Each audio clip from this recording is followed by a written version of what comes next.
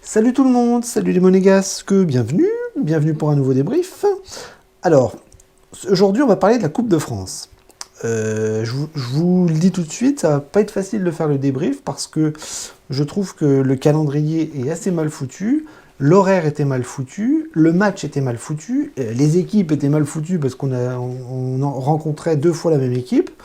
Et donc ça a été très compliqué pour moi de voir le match dans les bonnes conditions, parce que l'horaire était un peu juste après le travail, donc il a fallu rentrer à la maison, il a fallu regarder le match tout en s'occupant des tâches quotidiennes. Et donc ça a été très compliqué pour moi de voir le match. Donc pour l'analyser, pour le critiquer, hein, que ce soit dans le bon ou dans le mauvais sens, ça va être un petit peu compliqué, mais je vais essayer de faire quand même un débrief adéquat. Donc c'était la Coupe de France, c'était les 8e de finale, et donc on avait pour objectif d'aller en quart. L'objectif c'était de ne pas s'arrêter en si bon chemin, parce qu'on était toujours sur une très bonne lancée, hein. L'année 2021 nous sourit, nous les Monégasques, et cette coupe, elle a quand même un... Alors je dis pas qu'elle a un intérêt majeur, parce que c'est pas un objectif numéro 1, l'objectif numéro 1, tout le monde le connaît, c'est de retourner en Coupe d'Europe. Alors certes, la Coupe de France peut nous faire aller en Coupe d'Europe, mais nous on a le championnat, qui est extraordinaire, avec un classement extraordinaire. On est sur le podium, on est 3e. On était en Ligue Europa, on était content. On arrive sur la Ligue des Champions, on est content. Et donc cette Coupe de France, il fallait juste assurer le parcours et puis se faire plaisir et passer le maximum de paliers, quoi, tout simplement. Donc voilà, il fallait passer. On avait le FC Metz qu'on avait joué 2-3 jours avant. Donc comme je vous disais, le calendrier était assez catastrophique et il fallait enchaîner tout de suite avec la rencontre identique à celle de samedi. Et donc le FC Metz était de nouveau au Louis II pour cette rencontre de Coupe de France. Donc on a vu que Kovac avait emmené un groupe plutôt costaud. On avait toujours 3 absents majeurs qui étaient Aguilar, Diop et Goebbels. Enfin, surtout Aguilar et Diop qui sont un petit peu embêtants en ce moment parce qu'ils sont absents depuis quelques matchs. Un pour le Covid, l'autre pour son petit problème à la main.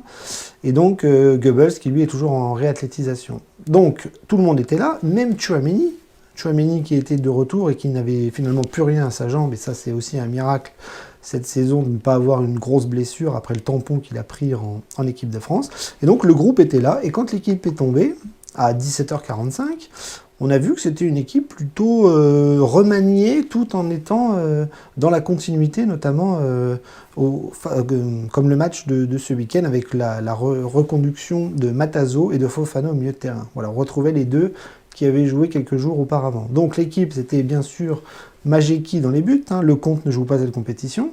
On avait Sidibé et Ballo-Touré, voilà, Ballo-Touré qui rentrait, parce que lui aussi joue les matchs de Coupe de France. En défense centrale, vous voyez, je ne sais même plus qui était là, je ne sais plus si c'était Badiachil et Maripane, parce que je sais que Dissassi est rentré en deuxième mi-temps, si je ne dis pas de bêtises. Donc défense assez classique tout en faisant légèrement tourner. Milieu de terrain, je vous l'ai dit, il a reconduit Matazo et Fofana. Sur les côtés, donc là, on avait 2 nouveautés qui étaient la titularisation de Gelson Martins, qui lui revient à peine, et Diatta, qui lui est plutôt sur le banc quand c'est des titulaires qui sont là, quoi. Hein, je pense à Golovin, à Diop ou à d'autres joueurs que vous connaissez tous. Par contre, devant, on avait la doublette Yederland, hein, Ben Yedder et Kevin Volland, et là, on était plutôt content parce que c'est une doublette qui nous a fait pas mal plaisir ces dernières semaines, ces derniers mois.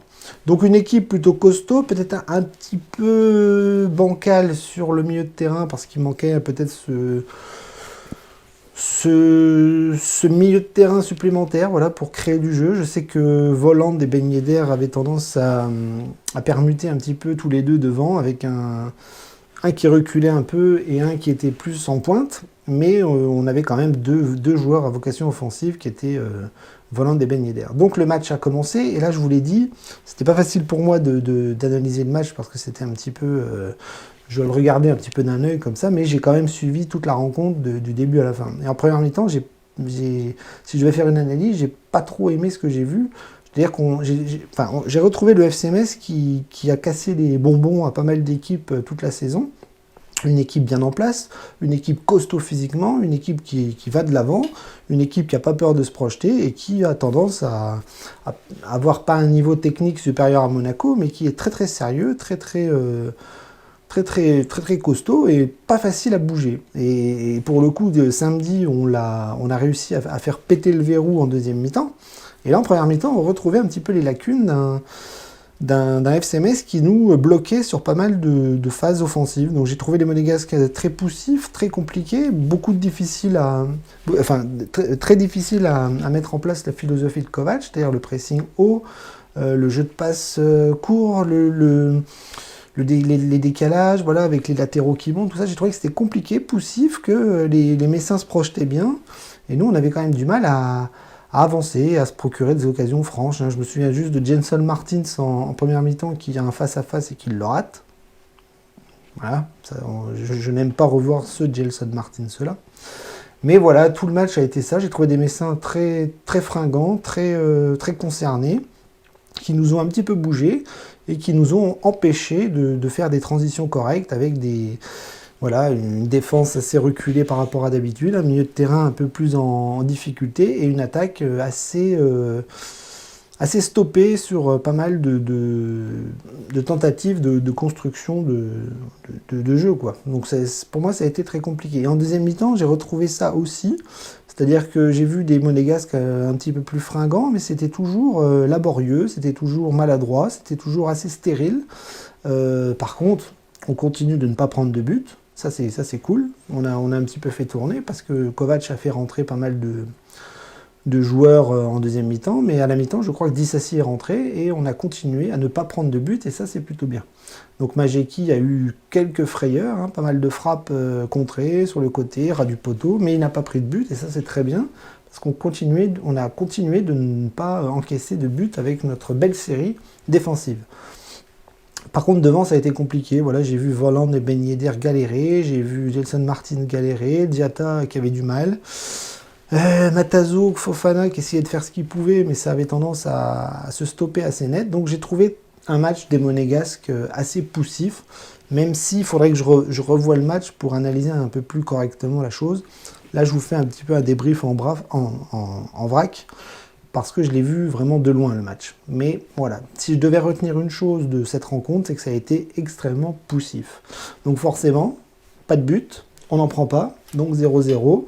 Et là j'étais étonné parce que je ne me souvenais plus qu'en Coupe de France, il y avait des pénaltys directs. Donc moi j'étais là avec mon téléphone et je me suis dit, oh merde, il y a encore une demi-heure de plus, et non. Et en fait, ça a été les tirs au but direct. Là, j'ai commencé à avoir un petit peu le palpitant parce que je me suis dit, oh merde, ça fait longtemps que j'ai pas vu l'AS Monaco dans ce type d'exercice.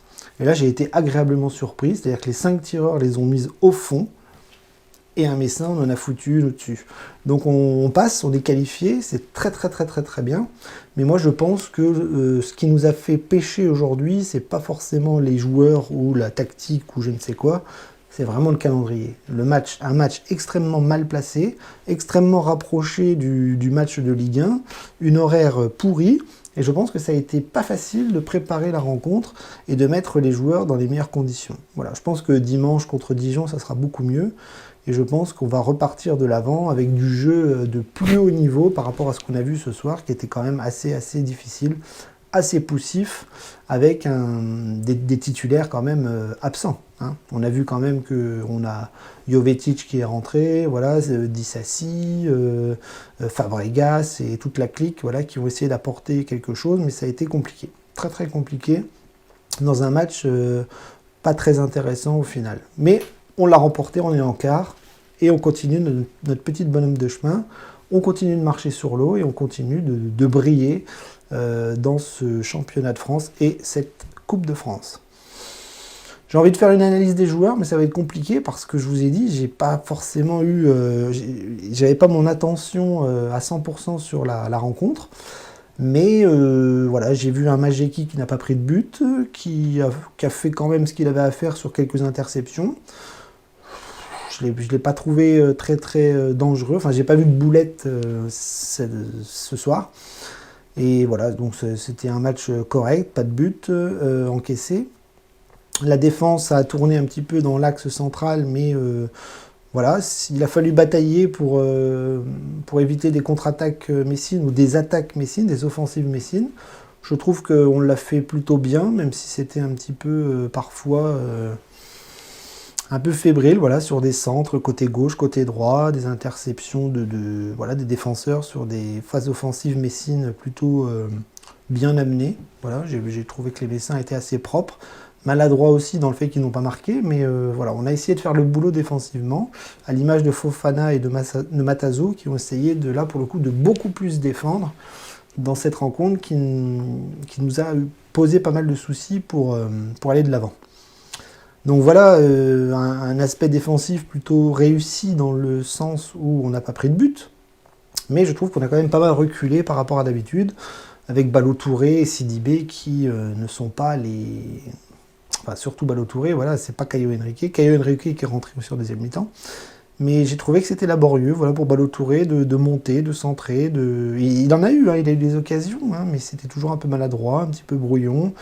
Des centres pas forcément arrivant à destination, donc c'était laborieux. Voilà, c'est un synonyme qui revient souvent ce soir, assez laborieux.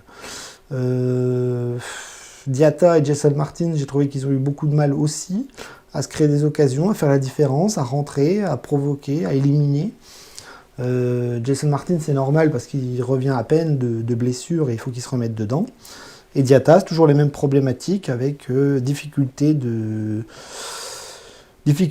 mettre en avant ses qualités, quoi.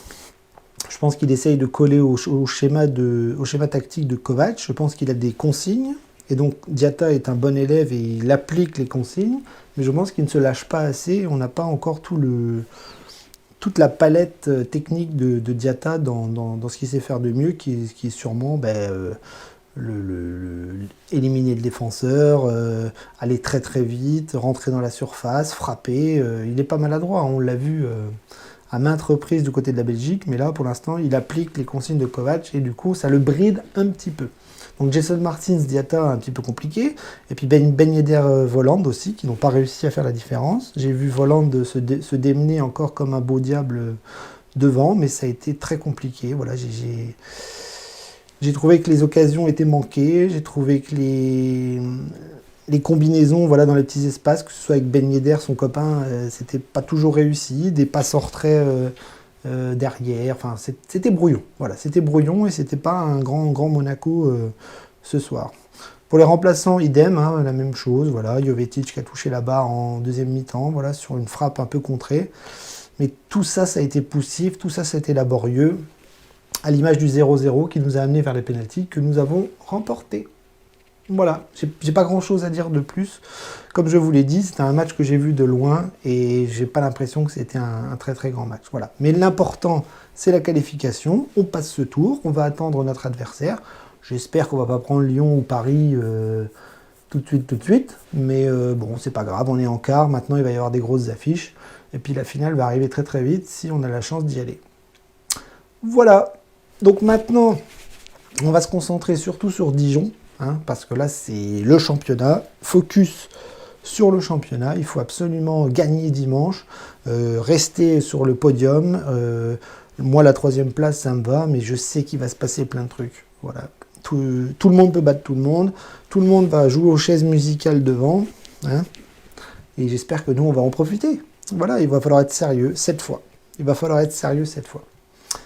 Donc je vous laisse, voilà, dans ce milieu de semaine un petit peu moribond d'un point de vue football, mais c'est pas grave. On se donne rendez-vous dimanche, et en attendant, daguez-moi et profitez bien des derniers jours de la semaine.